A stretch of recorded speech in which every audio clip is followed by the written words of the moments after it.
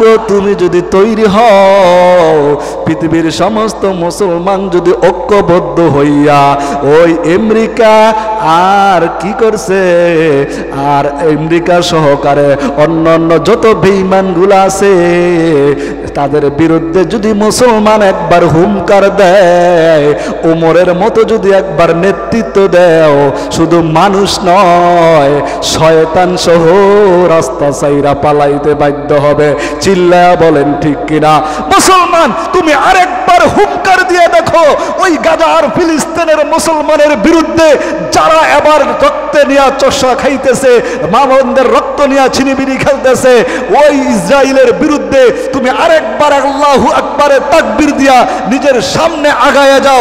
আমার আল্লাহ বললেন তোমরা আগায়া যাও, ও যা আল হাক্কু ওয়া যাহাকাল বাতিল ইন্নাল বাতিলা কানা যাহুকা।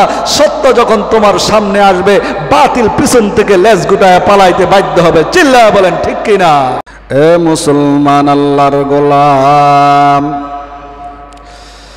মায়ার নবী আমার আর উম্মতদেরকে জানায়া দেয়, তুমি যদি পারো তোমার মুসলমান ভাইকে তুমি একটি সরিষা পরিমাণ দানা দিও, তাকে সহযোগিতা করো। আর যদি না পারো তাহলে অন্যের ক্ষতি যেন তোমার দ্বারা না হয়। যেই ব্যক্তি কোনো ভাইয়ের একটি উপকার করলো, পয়গম্বর বলেন আল্লাহ পাক তাকে 10 বছর ইতিকাফের সওয়াব দান করে দেয়। কাদের কোদ রত্তদারি বরকামান আংতা রব্বি আংতা হাসবি জুল জালাল ইয়া ইলাহি मुझसे मुझको दूर कर, ताके देखो मुझ में तुझको एक नजर हकीकत से, तू दुनिया बेखबर है दुनिया की नुमाइश पर नजर है। सब क्षमतार मालिक तिनी के अल्लाह। এরে মুসলমান আল্লাহর গোলাম, ওই যে আমার ভাই মুসলমান দেখো কিভাবে মা গুলা তার স্বামী হারা হইল, সন্তান গুলা মা হারা হইল। ওরে মুসলমান তোর দিলের ভিতরে কি গাজা ফিলিস্তিনের মুসলমান মা বোনদের হৃদয়ে কাঁদে না? এই তো আগামী শনিবার 12ই মাস, ওরে আল্লাহর বান্দা উলামায়ে কেরাম ডাক দিয়েছে, ওই ইহুদি বেঈমান নাস্তিকের বিরুদ্ধে তোমার একটা যদি স্লোগান হয়, আল্লাহর হাদিস আল্লাহর রাসূলের হাদিস প্রমাণ করে আল্লাহ জিহাদের সওয়াব তোমাকে দান করে দেবে। 12 মার্চ গাজা ফরমাস, ওই শাহবাগ থেকে মানিক মিয়া এভিনিউ পর্যন্ত প্রত্যেকটা মুসলমানের ঈমানি আওয়াজ দিয়ে বেঈমান নাস্তিকের মাথা মগজকে বিগড়ায় দিতে হবে। তারা যেন ওই ফিলিস্তিনের মুসলমানকে মারছে, গাজার মুসলমানকে অত মাইরা শেষ করে দিয়েছে, তোমাকে আমাকেও একদিন ছাড়বে না। আজকে তুমি ঘুমাও আর বাতাসের সাথে আমার বোনের মা আলায়ের লাশগুলো আকাশে উড়ে, চোখের পানি রাখা যায় না রে মুমিন।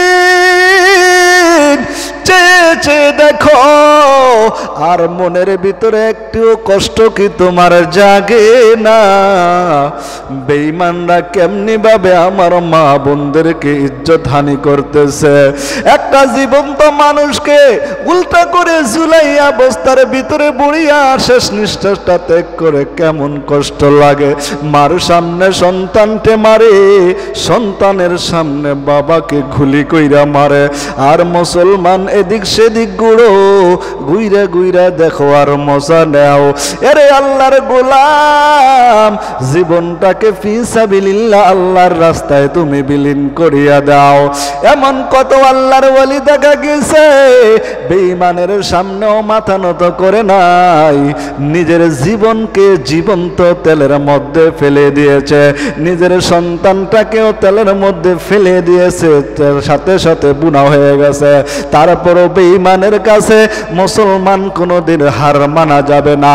ওই বেঈমান আর নাস্তিক আব্দুল্লাহ ইবনে সুবা, আব্দুল্লাহ ইবনে উবাই ইবনে সুলুল, উতবা, সাইবা, আবু লাহাবের ফেলা কিয়ামত পর্যন্ত থাকবে।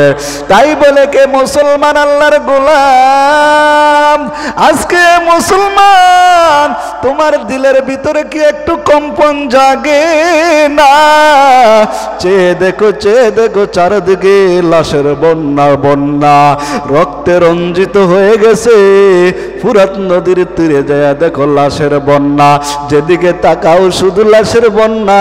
মোবাইলে খুললে শুধু মা বোনের আর্তনাদ। একটু খাবার দেয়া হইলেও সহযোগিতা করো, একটু সময় দেয়া হইলেও সহযোগিতা করো রে বান্দা। এরে আল্লাহর গোলাম, চেয়ে দেখো মা বোনের কান্না কিন্তু আসমান আর জমিন বাড়ি হয়ে গেছে। এই তাদের পক্ষে যদি আপনার একটা হাত আর একটা জবান যদি না দাঁড়ায়, আল্লাহর কাছে কি জবাব দিবা? কঠিন ময়দানে আল্লাহ যদি জিজ্ঞাসা করে, গোলাম তোমার সামনেই তো তোমার বোনের ইজ্জত মারছে বেঈমান নাস্তিকরা, তুমি কি স্লোগান দিয়েছ? ওই 12 তারিখে ঢাকার ময়দানে গাজা ফর মার্চ তোমাকে ওলামায়ে কেরাম স্মরণ করছে, তারপরও তুমি একটু শরীক হতে পারো নাই। নিজের ভাগ্যটার মধ্যে জিহাদের নমুনা লাগাও। পয়গম্বরের হাদিস প্রমাণ করে রে ভাই, যেই ব্যক্তিটা আল্লাহ এবং আল্লাহর রসুলের পক্ষে দাঁড়াইবে, আল্লাহ পাক তাকে 100 শহীদের গলা কাটা সওয়াব দান করিবে। এজন্য রে আমার মা, আমার বোন, তুমি যদি যাইতে নাও পারো, ও আমার বোন, তুমি মুসলমানের জন্য একটা রোজা রাখো। ওই গাজা মুসলমানের জন্য, ফিলিস্তিনের মুসলমানের মা বোনদের জন্য ঘরে বৈশা বৈশা আল্লাহর কাছে চোখের পানি পালাও। আর আমার যুবক ভাই, তোমাকে আল্লাহ এই যৌবন দিয়েছে, আল্লাহর নামে তাকবীর দিয়ে সামনে দাঁড়াও, আল্লাহ তোমাকে বিজয় দান করবে। আজকে মুসলমান তুমি পরস্পরের মধ্যে দ্বিধাদ্বন্দ্ব, হিংসা হিংসি বিদ্বেষ করতে করতে মুসলমান বেঈমানরা তোমার চরিত্র নিয়ে টানাটানি করে, আমার মা বোনদেরকে নিয়ে টানাটানি করে, তাদের ইজ্জত নিয়ে টানাটানি করে। মুসলমান বৈশা বৈশা মিষ্টি খাও। এরে আল্লাহর গোলাম, আল্লাহ পাক যদি জিগায়, গোলাম তোর সামনে তো গাজার মুসলমানের চেহারা ভাসছে, ওই ফিলিস্তিনের মুসলমান তোর কাছে কি কোনো মেসেজ দেয় নাই? ও মুসলমান ভাই, একটু খাবার দিয়া সহযোগিতা করো, একটু কথা দিয়া হইল একটু সহযোগিতা করো। কি করলাম ফি সাবিলিল্লাহ, আল্লাহর রাস্তায় তোমার জীবনটাকে তুমি উৎসর্গ করে দেখো, এই দুনিয়া থেকে তোমার জান্নাতের গ্যারান চলে আসবে। জান্নাতে যাইতে চায় না এমন কোন মুসলমান নাই। নাস্তিক বেঈমানের কথা বাদ দিলাম।